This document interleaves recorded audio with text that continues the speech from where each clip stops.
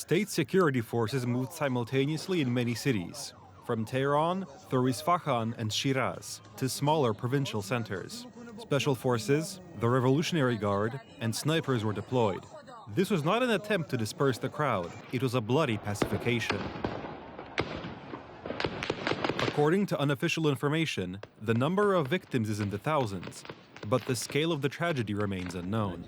The regime has almost completely cut off the internet and mobile phone services, isolating protesters from the world and from each other. In many homes, there has been no contact since the morning with loved ones detained during the night. Iranian people have not stopped their protest. They came to the streets, and it has even grown stronger. Why? Because this time is organized. There is an underground network of resistance. Nobody talks about it. Resistance units, thousands of them, across.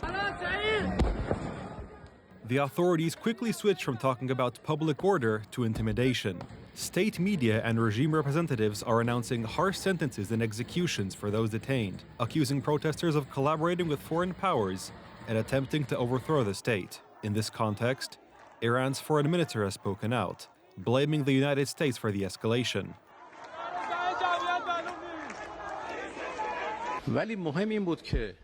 What was important was that, following President Trump's statements, elements seeking to cause chaos began to increase the number of fatalities, hoping to draw the United States into intervention.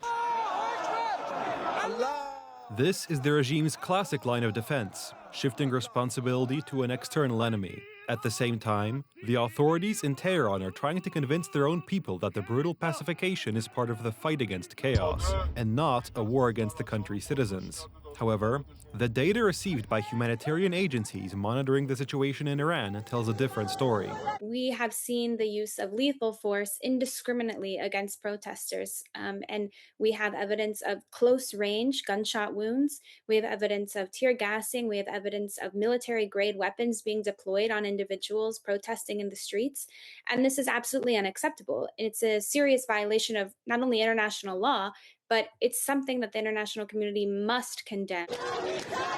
The international community is taking its first real steps. Brussels announces a significant increase in pressure on the Iranian regime. We stand ready to propose new, more severe sanctions following the violent crackdown on protesters. This is a decision for member states to take unanimously in the Council. Washington is also announcing concrete steps.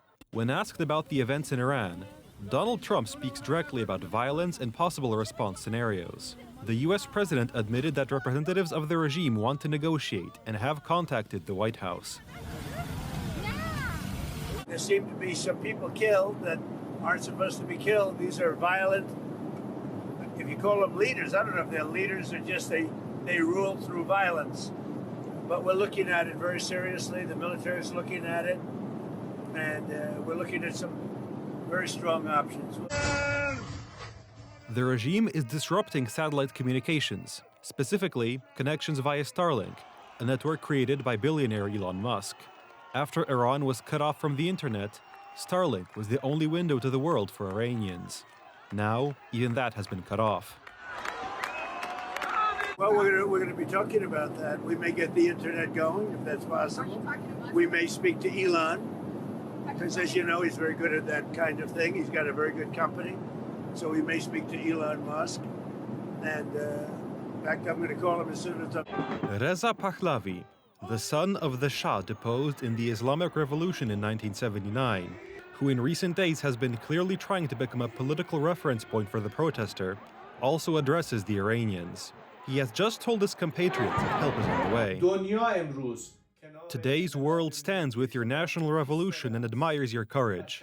In particular, President Trump, as the leader of the free world, has closely observed your unimaginable courage and has announced he is ready to help you.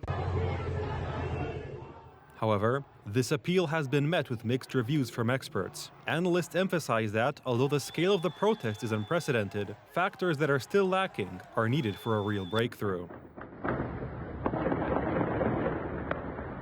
I think U.S. intervention, and it depends, of course, the scope and scale and the intention and objectives of the United States, could lend some support to protesters, but there are key variables that are still needed internally and externally for this.